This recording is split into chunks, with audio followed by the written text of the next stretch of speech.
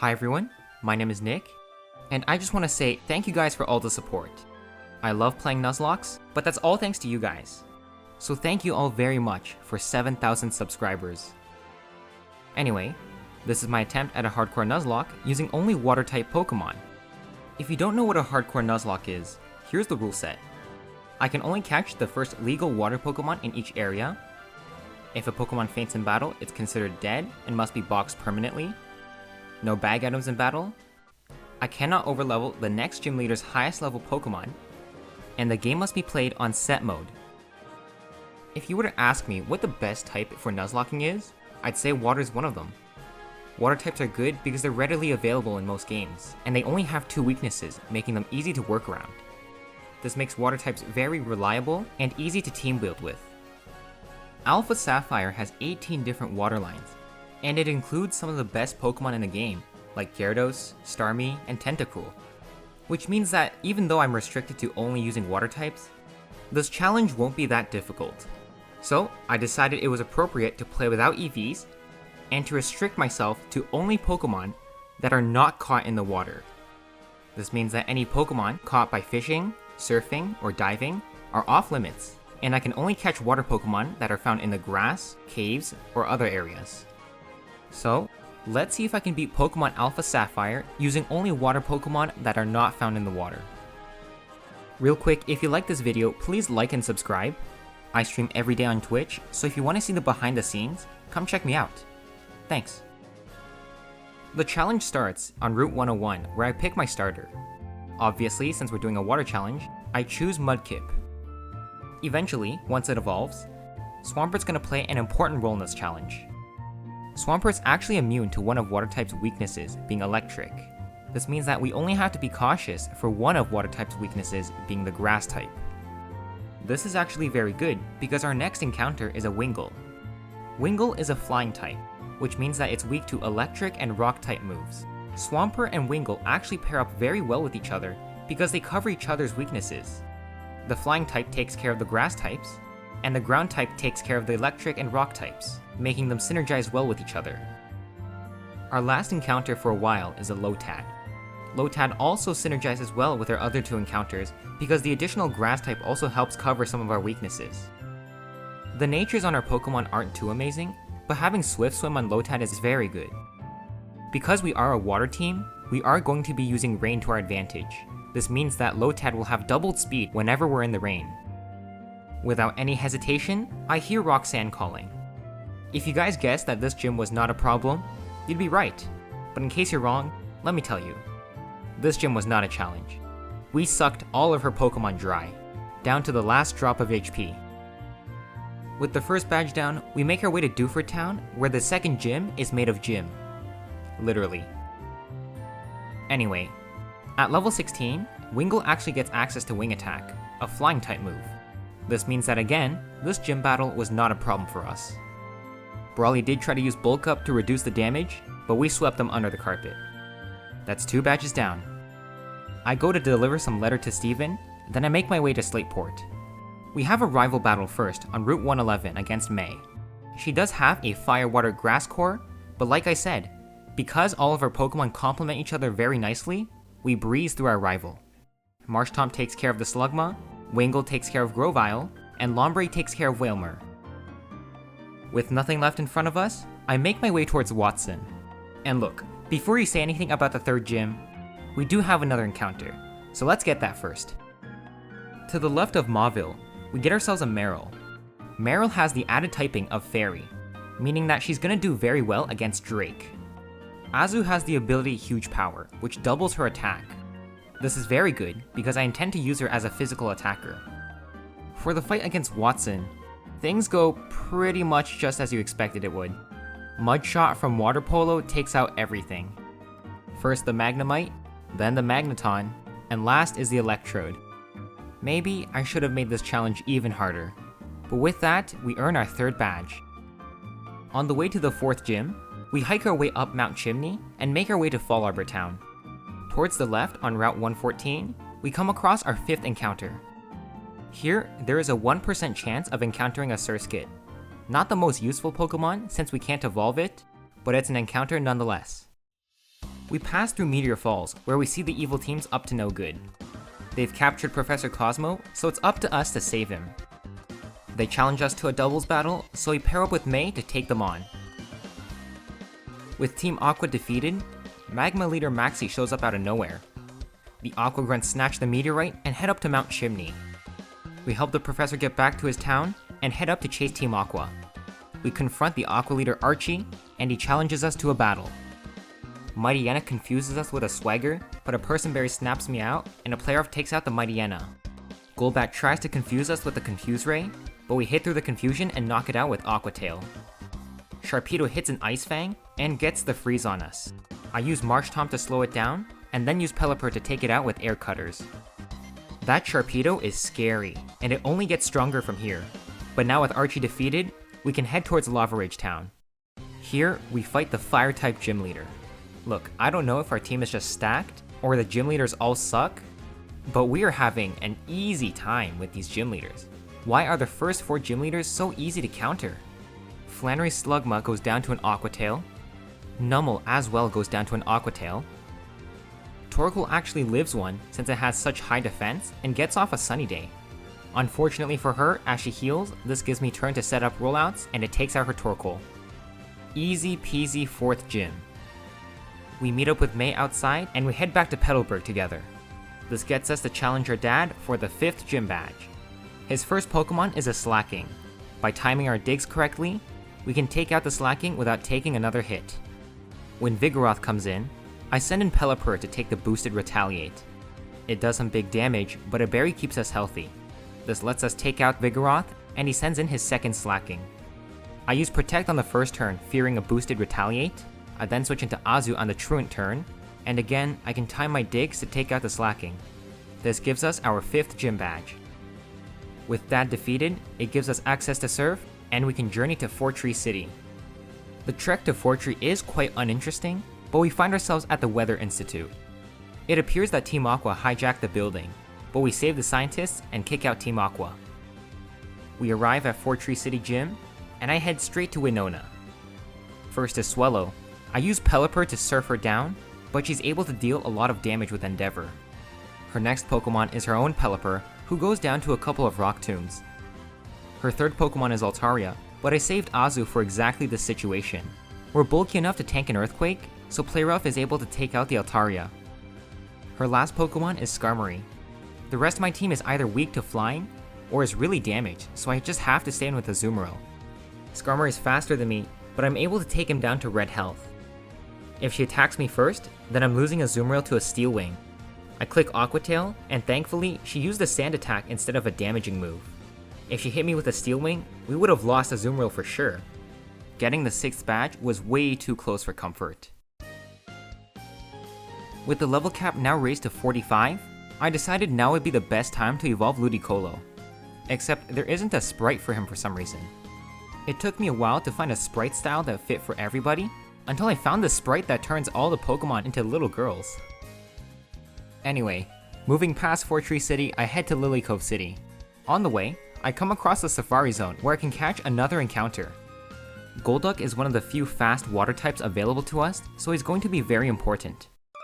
In Lily Cove, May challenges us to a battle where all her Pokemon are a higher level than ours. I use Azumarill to take out the Swellow with Aqua Tails, and then she sends out Sceptile.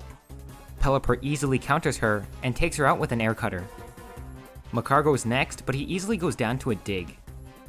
May's last Pokemon is a Wailord, but he also goes down to a single Grass Knot. Right now, we gotta put our dreams on hold because we have to focus on the world. At Mount Pyre, Team Aqua is planning on stealing the Blue Orb. I try to stop him, but I'm too late, so he goes to Slateport and steals a Submarine. I try to stop him again at the Aqua hideout, but he's one step ahead of me, and he makes it out of my grasp. But now with access to the Great Ocean, I can surf to Shoal Cave where I catch my last encounter. Spheal and eventually Walrein are dual water ice types. Not the best typing, but it's better than a Surskit. For Tate and Liza, I don't even know what to say.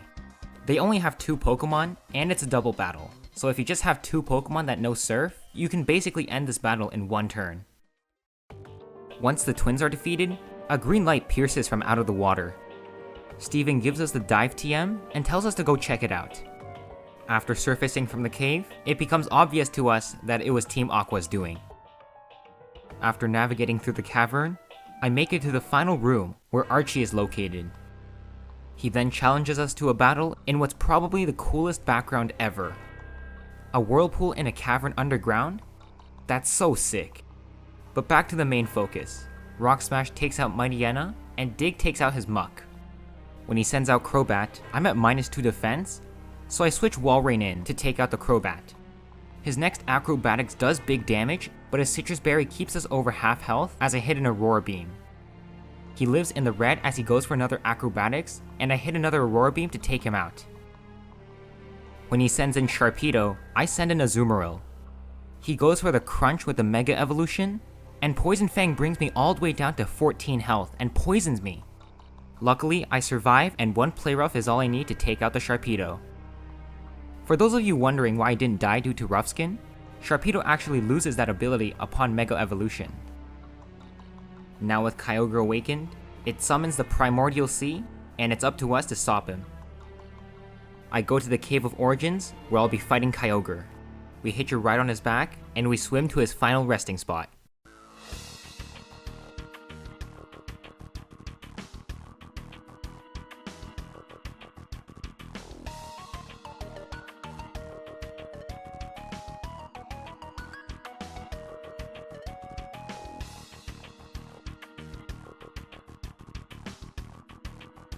He absorbs the Alpha Rays, and reverts to his primal form.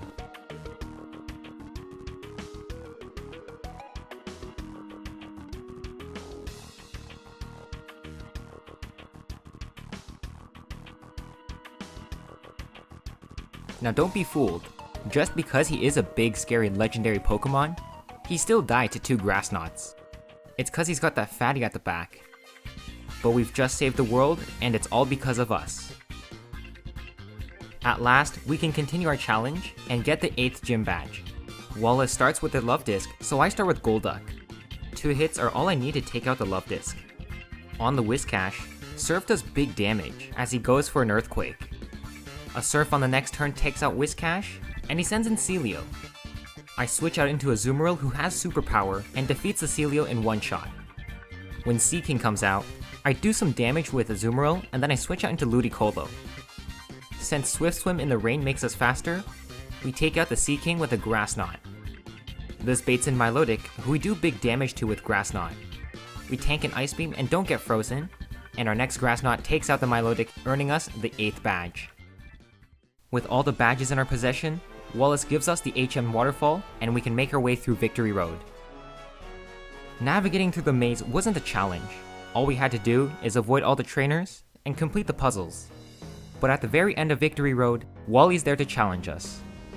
He starts with an Altaria, so I start with Walrein. Aurora Beam is 4 times super effective, so one hit takes out the Altaria. Next is Roselia, a grass type. Since we have the level advantage, we're actually faster, so another Aurora Beam takes out Roselia. Magneton comes in, and I switch into Swampert thinking that it would go for a Thunderbolt. On the next turn, it's faster than me because I have a minus speed nature. Tri-Attack hits and he gets the freeze on me. I click Brick Break hoping to thaw out, but once I defrost, my health is already too low. Thinking that he'd go for a Tri-Attack this turn, I switch into Azumarill, but instead they go for a Flash Cannon which does big damage to me. I have to switch out again into Ludicolo, Fake Out then takes out the Magneton. When Delcatty comes in, I switch into Azu and use a superpower to take her out. I tried to hit the Gallade for big damage using Play Rough, but he's much faster, so he Mega Evolves and hits us with a big damaging slash. We luckily survive in red health, but we're not able to take out the Gallade. I make the switch into Ludicolo as he tanks a Psycho Cut. A Fake Out then takes him out. This gets us the win over Wally, and we're now at the Pokemon League. I make sure to prep everything and get all the TMs that I need. I get the Ice Beam TM at Sea Mauville, which is going to be very useful for Drake. I get everyone up to the level cap, and I head into the Elite Four. First is Sydney, the Dark type user. All of his Pokemon have little tricks, so I have to play very cautiously. Against the Mighty Yenna, I start with a Brick Break and manage to get a critical hit. I anticipate that he's going for a Swagger, trying to confuse me, so I equip myself with a Person Berry to snap out of the confusion. This means that I have a free +1 in attack now. While Sydney goes for the heal, I use the turn to set up a Rain Dance. My next Brick Break puts him back into the red health as he goes for another Swagger. I could risk the confusion, but the damage to myself would be too great. I switch out into Pelipper, and I U-turn to kill the Mightyena.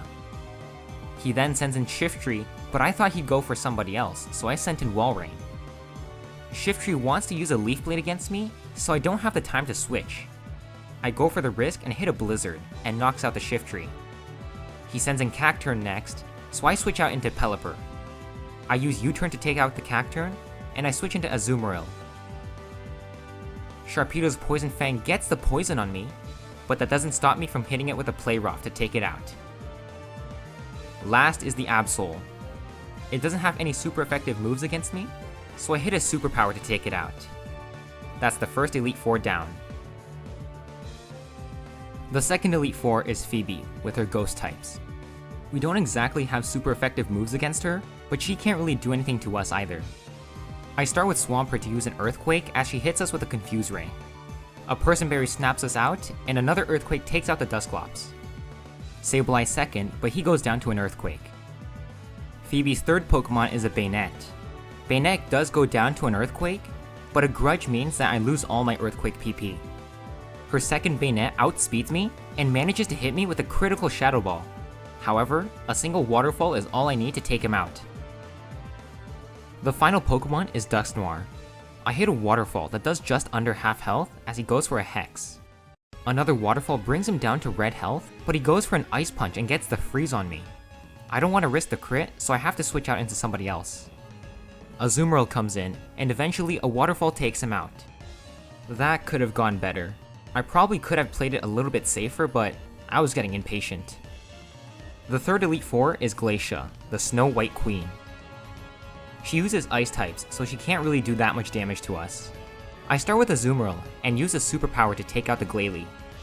This baits in her Walrein, so I switch out into my own Swampert. Walrein misses the Blizzard, and Brick Break does more than half of his health. On the next turn, he misses another Blizzard, and the next Brick Break takes him out. Her next Pokemon is a Frostlass. I try to hit her with a Rock Slide, but she sets up a Hail, and her ability Snow Cloak allows us to miss. She then hits a Blizzard, which again freezes us. I'm getting so unlucky with these ice moves.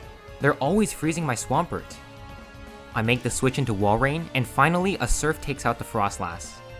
Her second Frostlass also goes down to a Surf, and her Glalie goes down to another Superpower. This finally defeats Glacia, and we're on to the fourth Elite Four. Drake, as you could imagine, was really easy. I made sure that all my Pokemon at least had a super effective move against all of their Pokemon. Altaria goes down to an Ice Beam, Salamence goes down to a Rock Slide, Flygon goes down to an Ice Beam, his second Flygon also goes down to an Ice Beam, and Kingdra goes down to a Blizzard after setting up a Hail. This is Drake done, and we're moving on to the champion. The final champion in this region is Steven, who claims to be a Steel expert, but really he's more of a Sandstorm team. We start the fight with Skarmory versus Golduck. I use the first turn to hit him with a Surf, as Skarmory goes for a layer of spikes. A second Surf takes down Skarmory and he brings in Cradily. I use a Brick Break to deal some damage, but she uses Giga Drain and heals herself all the way back up to full. Since there's no point switching Pokemon, I decided to just sacrifice Golduck and let the next Pokemon come in safely. Next turn, I set up a Rain Dance as she takes me out with a Giga Drain. Pelipper comes in, and I hit a Hurricane, confusing him, but then they confuse us back by using a Confuse Ray. We hit ourselves in the confusion as she doesn't and hits us with an Ancient Power. We're able to get off a Hurricane, but an Ancient Power takes us out. I send in Walrein, and Ice Beam takes out the Cradily. Steven's next Pokemon is Aggron, but it can't really do anything. A Surf brings it down to Sturdy as we survive a Stone Edge. Steven tries to heal the Aggron, but eventually it goes down to another Surf. This brings in Claydol, which I don't know what it's doing on this team, but it also goes down to two Surfs. The first one does big damage, and the second one takes him out. He sends in Armaldo next, and a Surf does half of his health, but then he hits back with an X-Scissor. We survive on 5 HP, and we hit him with another Surf. That was clutch. We got Armaldo survives in the red and hits us back with an X-Scissor, taking us out. I guess he clutched it out too. I send in Ludicolo, and a knockoff takes out the Armaldo. We're still in a good position. All he has left is a Metagross, and we still have 3 Pokemon. Metagross Mega Evolves on the first turn, and a Surf does about a quarter of his health. Next turn, I was going to set up a Rain Dance, but he kills us with a Giga Impact. On the recharge turn, I get off a free Waterfall, which again brings him down to half health. The next turn, another Giga Impact takes out Azumarill. This is getting kinda close. If Swampert isn't able to take out the Metagross, then we just lose here. It's on a recharge turn, so Earthquake hits and takes out Metagross. Finally, we've defeated Steven and finished the challenge. This challenge was fun. Definitely not the most difficult, but I guess that's what you can expect from water types. Water types are indeed the S tier that we all thought they were, so I guess the next time I use them, it'll have to be in a more limiting challenge. Maybe, I don't know, Black and White 2 on challenge mode with no EVs? That could work. As always, if you enjoyed this video, please like and subscribe, and leave a comment. Once again, thank you guys for all the support. I'll make sure to keep the Nuzlocks coming. But until then, thank you for watching.